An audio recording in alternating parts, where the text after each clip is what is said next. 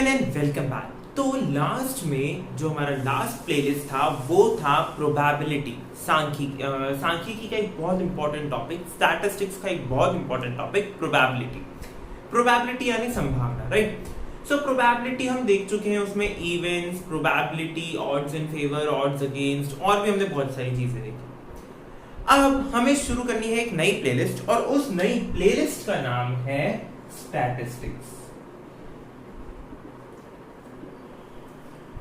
ठीक है, अभी जब हम पढ़ते हैं तो स्टैटिस्टिक्स जो है वो एक मैथमेटिक्स में एक पार्ट है। स्टैटिस्टिक्स मैथमेटिक्स का एक पार्ट है, या मैं बोलूं मैथमेटिक्स की बुक का एक चैप्टर है जब तक आप स्कूल लाइफ में। लेकिन जैसे आप कॉलेज में आते हैं, अगर जैसे सपोज आप बीएससी करते हैं, तो स्टैटिस्टिक्स आपका एक पूरा अलग सब्जेक्ट बन जाता है। मैथमेटिक्स अलग सब्जेक्ट, स्टैटिस्टिक्स अलग सब्जेक्ट। ठीक है, स्टैटिस्टिक्स को बोलते हैं सांख्यिकी।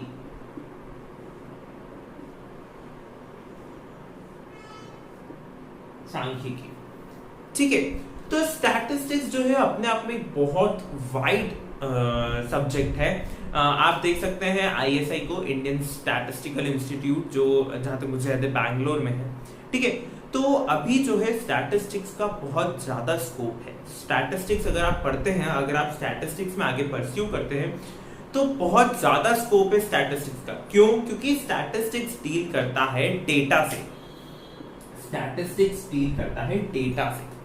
ठीक है, तो जब भी आप देखते हैं कि जैसे हम एनुअल रेनफॉल रिपोर्ट देखते हैं, या फिर हम आप कोई सा भी डेटा ले लीजिए, पॉपुलेशन का जो आप डेटा सेंसस को स्टडी करते हैं, तो ये सब किसकी हेल्प से होता है? ये सब स्टैटिस्टिक्स की हेल्प से होता है। तो स्टैटिस्टिक्स में सबसे पहले जो हमारे पास है वो है measures of central tendency. Measures of central tendency में, मेजर्स ऑफ सेंट्रल टेंडेंसी आप ऑलरेडी 9th-10th में पढ़ के आए हैं, मीन, मीडियन, मोड, राइट। तो अभी सबसे पहले हम स्टडी करेंगे मीन को, और मीन को सॉल्व करने के हमारे पास 3 मेथड है। सबसे पहले हम स्टडी करेंगे mean which is denoted by x bar. इसको हम स्टडी करेंगे और इसको सॉल्व करने के 3 मेथड है। Direct method, second is shortcut और assumed mean method, and third is step deviation method. ठीक है, तो जो हमारी नेक्स्ट की 3 वीडियोस है, यानी इस वीडियो को मिला के जो 3 वीडियोस बनेगी, उसमें हम सिर्फ मीन के डिस्कस करेंगे, और ये तीनों वीडियो डिस्कस करेंगे। ठीक है, नेक्स्ट की 2 या 3 जितनी भी वीडियोस रहेंगी। ठीक है, सबसे पहले हम स्टडी करते हैं डायरेक्ट मेथड। तो डायरेक्ट मेथड बहुत सिंपल है, आप इसको पढ़ चुके हैं।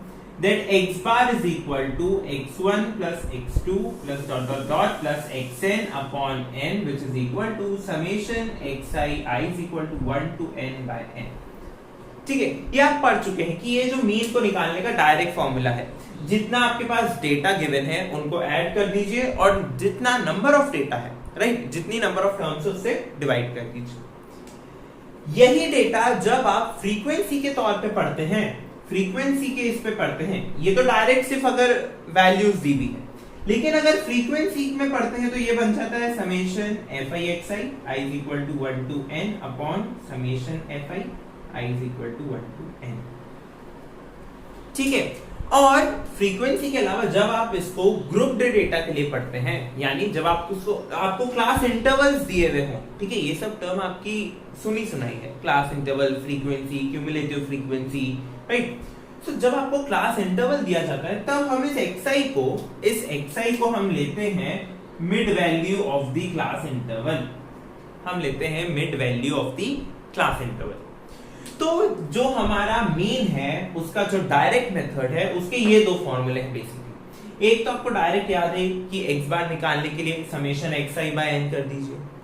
ठीक है, और एक और जब फ्रीक्वेंसी गिवन हो तो summation fi xi upon summation fi।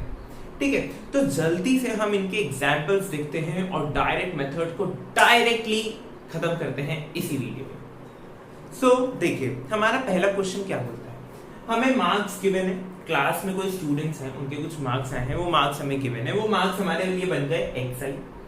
Frequency given है कि कितने स्टूडेंट्स को इतने मार्क्स आए हैं, तो फ्रीक्वेंसी यानी fi गिवन है। सबसे पहले तो हम टेबल कंप्लीट करते हैं, हम बनाते हैं fi into xi, fi into xi, fi का xi से मल्टीप्लाई करते हैं। तो आप अगर fi का xi से मल्टीप्लाई करते हैं तो देखिए 20 into 1 20, 21 to 42, 88, 161, 120, 75 and 26। ठीक है, तो ये तो बन गया आपका FI/XI। कुछ नहीं करा मैंने, बस इनका मल्टीप्लिकेशन करके नीचे लिख दिया। अब मुझे पता है कि x बार का फॉर्मूला होता है summation FI/XI upon summation FI, यानी कि मुझे ये जो टर्म्स है इनका एडिशन चाहिए और जो ये FI है इनका एडिशन चाहिए। तो आप इनका जब एडिशन करते हैं तो इसका एडिशन तो आपको मिल रहा है 23, this is your summation FI, और जब आप FI/XI का मल्टीप्लाई करते हैं तब आपको मिलता है 532 विच इज समेशन FI/XI। तो क्या करिए, उसको इस फॉर्मूला में पुट कर दीजिए 532/23 और इसको सॉल्व कर दीजिए। ठीक है, इसको सॉल्व करने पर जो आपका अप्रॉक्स आंसर आ रहा है वो आ रहा है 23.14 और यहां आप लिख दीजिए अप्रॉक्स। ठीक है, तो देखा आपने मीन निकालना कितना आसान है डायरेक्ट फॉर्मूला से। और इनफैक्ट डायरेक्ट फॉर्मूला से ही नहीं, अगर आप स्टेप डेविएशन और शॉर्टकट या अज्यूम्ड मीन मेथड को भी समझ लेंगे तो उनमें भी बेसिकली फॉर्मूला तो यही यूज होगा, लेकिन मेथड का नाम अलग है तो ऑब्वियसली कुछ ना कुछ तो चेंज होगा। फॉर्मूले में हल्का सा डिफरेंस आ जाएगा। ठीक है, जैसे कि जब आप अज्यूम्ड मीन पढ़ेंगे तब FI/DI हो जाएगा, जहां पर DI पर्टिकुलरली कुछ रिप्रेजेंट करता है, अपॉन में FI रहेगा और पूरे के साथ प्लस A हो जाएगा। ऐसे ही जब आप स्टेप डेविएशन पढ़ेंगे तो FI/UI हो जाएगा, अपॉन में समेशन FI भी रहेगा और A प्लस में रहेगा। ठीक है, तो बहुत सिंपल है। तो अब हम देखते हैं एक ऐसे एग्जांपल जिसमें हमारे पास क्लास इंटरवल्स दी हुई हो, जिसमें हमें XI भी निकालना पड़े। ठीक है, ओके, सो देखिए अब हमारे पास क्वेश्चन क्या गिवन है, हमारे पास एज गिवन है ईयर्स में और नंबर ऑफ टीचर्स गिवन है। ओके, तो एज इन ईयर्स गिवन है यानी आपको एक क्लास इंटरवल गिवन है, नंबर ऑफ टीचर्स गिवन है यानी आपको FI गिवन है, फ्रीक्वेंसी गिवन है, राइट। तो आपको अगर फॉर्मूला यूज करना है कौन सा, x bar is equal to summation FI/XI upon summation FI, तो आपको क्या चाहिए, आपको चाहिए समेशन FI/XI। उसके लिए आपके पास FI तो है लेकिन XI नहीं है, तो सबसे पहले आपको यहां पर XI निकालना पड़ेगा और समेशन FI यानी इसका टोटल है आपका 100, तो ये आपका बन गया समेशन FI। ठीक है, समेशन FI बन गया। उसके बाद अब पहले हम XI निकालते हैं, फिर हम कॉलम बनाएंगे FI into XI का और फिर उसका समेशन निकालेंगे। ठीक है, तो XI का कॉलम देखिए, XI का मतलब है कि आपको मिड वैल्यू निकालनी है। XI का मतलब है आपको मिड वैल्यू निकालनी है। किसकी मिड वैल्यू, सॉरी ऊपर दिख नहीं रहा होगा, यहां लिख देता हूं मैं, मिड वैल्यू। किसकी मिड वैल्यू निकालनी है, आपको मिड वैल्यू निकालनी है इन इंटरवल्स। और मिड वैल्यू कैसे निकालते हैं, मिड वैल्यू निकालते हैं इन दोनों को ऐड करके डिवाइड 2 करने से। ठीक है, सो 25 प्लस 30 55 अपॉन 2 27.5, तो इसकी मिड वैल्यू आएगी 27.5। ऐसे जब आप नेक्स्ट करेंगे तो 32.5 37.5 42.5 47.5 एंड 52.5, ये आपकी सारी क्या आएगी, मिड वैल्यूज आएगी। ठीक है, मिड वैल्यूज में निकालने का तरीका आपको बता चुका हूं, इन दोनों को ऐड करिए डिवाइड 2 कर दीजिए, 50 और 55 को ऐड करा और डिवाइड 2 कर दिया तो आपके पास क्या आ जाएगी, मिड वैल्यू आ जाएगी। अब हमें चाहिए FI into XI यानी FI into XI, corresponding frequency को कॉरेस्पॉन्डिंग मिड वैल्यू से आपको मल्टीप्लाई करके लिखना है।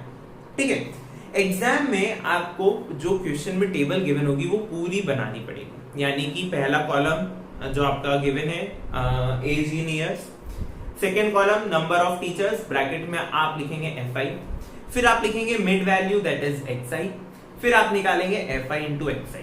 ठीक है, और नीचे आप निकालेंगे उनके समेशन। ठीक है, जब आप टेबल एग्जाम में बनाएंगे तो ये टेबल कुछ इस तरह से बनेगी।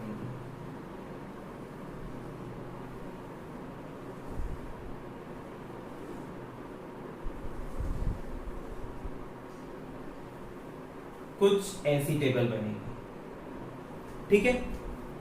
तो अभी हमको क्या निकालना है, हमें निकालना है fi इंटू xi। तो 30 इंटू 27.5 आप निकालेंगे, वो आपका आ जाएगा 825। ऐसे ही आप कॉरेस्पॉन्डिंग fi को कॉरेस्पॉन्डिंग xi से मल्टीप्लाई कर दीजिए। ये लाइंस आपको बनानी नहीं है, ये मैं सिर्फ आपको समझाने के लिए बना रहा हूं कि आपको किसको किससे मल्टीप्लाई करना है, ठीक है। इनको आप मल्टीप्लाई करते जाइए तो आपके पास क्या क्या वैल्यूज आ रही है। यहाँ आपके पास आएगी 747.50, then 37.5 into 20 gives you 750, 42.5 into 14 gives you 595, 47.5 into 10 is 475, then 52.5 into 3 is 152.50, ठीक है। तो ये तो आ गई आपकी वैल्यूज। अब इन वैल्यूज का आप टोटल कर लीजिए, 3550, this is your summation fi xi, ठीक है। आपने कॉरेस्पॉन्डिंग वैल्यूज निकाल ली, 30 को 27.5 कॉरेस्पॉन्डिंग वैल्यू निकाल ली। ये सब एक ही लाइन में चलते जाना चाहिए, ठीक है, ताकि सामने वाला जब भी पढ़े तो उसको समझ आए कि इस एज के ग्रुप के लिए ये फ्रीक्वेंसी है, इस फ्रीक्वेंसी के लिए ये मिड वैल्यू है, और ये मिड वैल्यू का जब फ्रीक्वेंसी से मल्टीप्लाई किया तो ये आया, ठीक है। यहाँ पर ये ऊपर नीचे इसलिए होगा क्योंकि मैंने आपको बताने के लिए मिड वैल्यू लिखा है, बाकी आपको वो सब एक ही लाइन में लिखना है, ठीक है। और आप जब उसको लाइन कॉपी पे लिखेंगे, लाइन पेज पे लिखेंगे तो अपने आप वो एक लाइन में दिखेगा। अब बस ये वैल्यू यहाँ पुट करनी है हमें, तो 3550 upon 100, this gives you 35.5 years. क्यों? क्योंकि हम मीन निकाल रहे थे, और मीन किसका था? एज का मीन था, ठीक है। नंबर ऑफ टीचर्स तो मीन में हो ही नहीं सकते ना, क्यों? क्योंकि नंबर ऑफ टीचर्स कभी आधे नहीं हो सकता, कोई टीचर ऐसा हाफ थोड़ी आएगा, टीचर तो पूरा 1 होता है ना, होल होता है वो नंबर तो, ठीक है। डेसिमल फ्रैक्शन में ये बहुत इंपॉर्टेंट चीज है, जब भी आप मीन वैल्यू है कुछ भी निकालेंगे तो इस पर्टिकुलर चीज के भी नंबर होते हैं, ये तो हर कोई निकाल देगा, ठीक है। फॉर्मूला लगाया, ये सॉल्व कर दिया, ये बहुत सारे लोग का जाएगा, लेकिन अगर आप ये लिखना भूल गए तो हो सकता है आपका आधा एक नंबर जो भी होगा वो कट जाए, और आपने गलत लिखा तो भी कट जाए, ठीक है। तो याद रखिएगा 35.5 टीचर्स नहीं है, 35.5 ईयर्स हैं, ओके।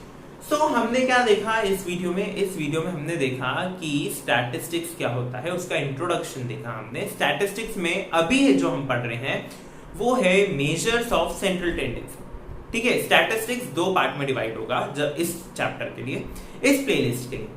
एक होगा मेजर्स ऑफ सेंट्रल टेंडेंसी और दूसरा होगा मेजर्स ऑफ डिस्पर्शन।